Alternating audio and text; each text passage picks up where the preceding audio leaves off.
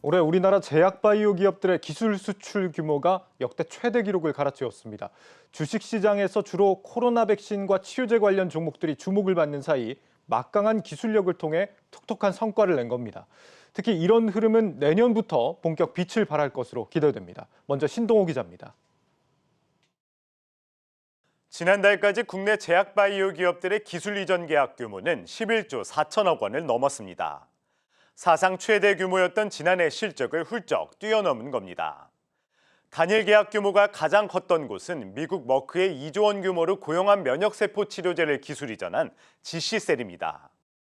대웅제약은 올해 모두 4건의 기술 이전 계약을 체결해 국내 제약바이오 기업 중 가장 많은 계약을 성사시켰습니다. 특히 올해는 바이오 벤처의 활약이 두드러졌습니다.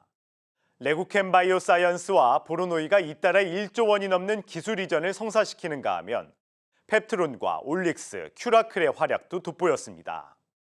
국내 기업들의 신약 플랫폼 기술과 후보 물질들의 가능성이 확인되면서 글로벌 기업들과의 기술 이전이 가속화되고 있다는 것이 전문가들의 의견입니다. 내년에도 국내 제약바이오 기업들의 기술 이전은 더욱 확대될 것이라는 평가가 나옵니다. 그렇다면 내년 기대되는 기업은 어디가 있을까요?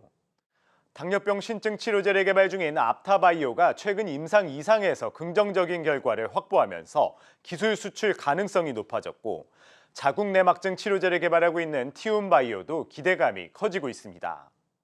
이 밖에 내년 1월 열리는 제약바이오 업계 최대 투자 행사인 JP모건 헬스케어 컨퍼런스에 참가하는 네오이뮨텍과 나이백, 메드팩토 등도 눈여겨볼 필요가 있습니다.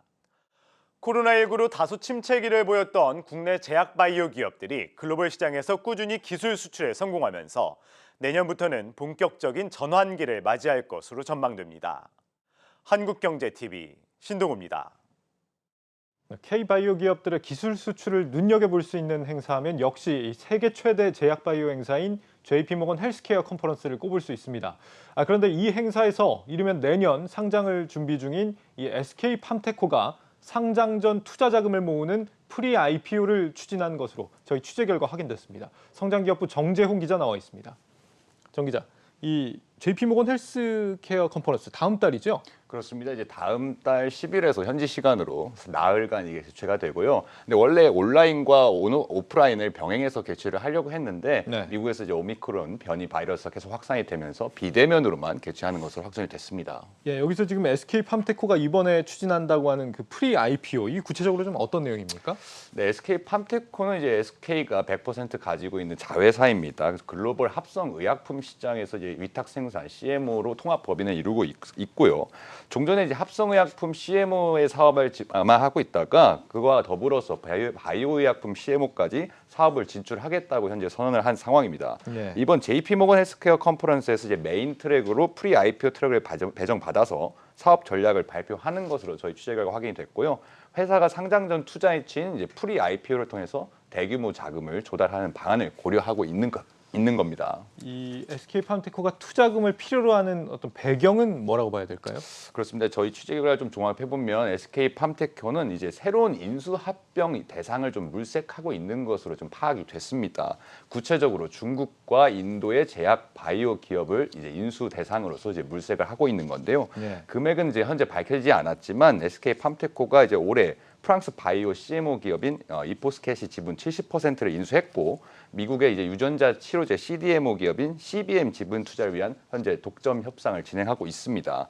SK팜테코는 이제 몇 년 전부터 BMS 아일랜드 공장을 인수하고 미국의 대규모 투자를 단행하는 등 이제 사업을 계속해서 확장을 해나가고 있는데, 이제 제약 바이오가 시장이 규모가 이제 커지고 있는 중국과 인도 시장에서 어떤 공급망을 계속 확장을 해서 전 세계적인 서플라이 체인을 구축하겠다는 그런 목표를 완수하겠다는 것으로 보입니다. 그 상장 전에 사업을 좀 더 키워보겠다는 의지로 보이는데, 성공할 경우에 SK팜테코는 규모가 얼마나 커지게 되는 거예요? 맞습니다. 이제 SK팜테코가 이제 지난해 이제 7천억 원의 매출을 올린 것으로 좀 분석이 되는데요. 네. 올해 매출은 저희가 확인해 본 결과 1조 원에 조금 못 미치는 것으로 지금 확인했습니다.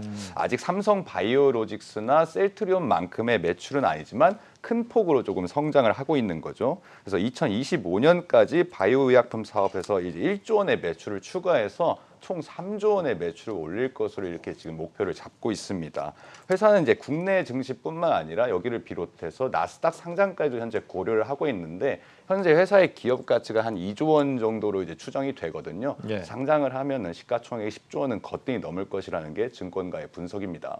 이 SK 팜테코 소식을 들어봤고 다른 국내 바이오 기업들도 지금 JP모건 헬스케어 컨퍼런스에 많이 참가를 하죠. 어디가 있습니까? 그렇습니다. 이제 삼성 바이오로직스가 좀 대표적이라고 할 수 있겠는데요. 삼성 바이오로직스는 뭐 6년 연속 참가를 해왔고 네. 올해도 이제 존림 삼성 바이오로직스 대표가 이제 메인 연사로서 참석을 하려고 했는데 지금 행사 자체가 비대면으로 전환이 되면서 이제 온라인 방식으로 이제 설명회를 개최할 것으로 보입니다. 네. 이제 삼성 바이오로직스는 이제 국내 모더나 위탁 생산과 더불어서 이제 영국 아스트라제네카의 코로나19 항체 치료제와 이제 면역 항암제 생산을 최근에 이제 수주했다고 발표를 하기도 했습니다.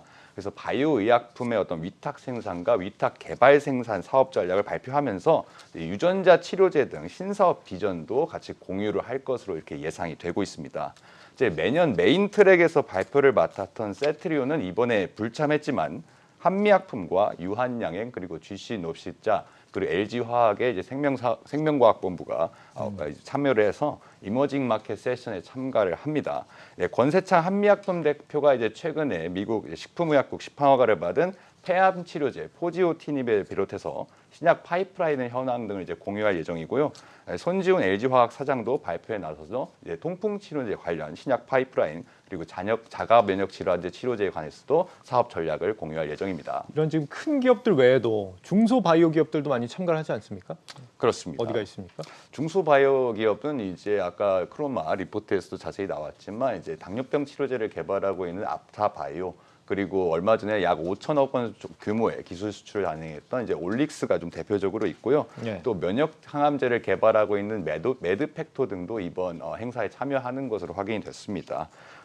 JP 모건 이제 헬스케어 컨퍼런스가 세계 최대 바이오 행사인 만큼 이 시기를 좀 전후로 해가지고 바이오 기업들의 주가가 크게 움직이기도 합니다. 이제 국내 대표 제약 바이오 지수인 KRX 헬스케어 지수를 살펴보면 이번 달 들어서 약 200포인트 정도 상승한 걸 확인할 수가 있습니다. 이제 행사 기대감에 연말에 좀 크게 올랐다가 행사가 시작한 직후에 좀 크게 하락하는 그런 모습을 과거 몇 년 동안 좀 보이기도 했는데 제약 바이오에 투자하는 입장에서는 이런 기업들을 좀 눈여겨보고 약간 조심해서 투자할 필요가 있어 보입니다. 네, 성장기업부 정재용 기자였습니다. 잘 들었습니다.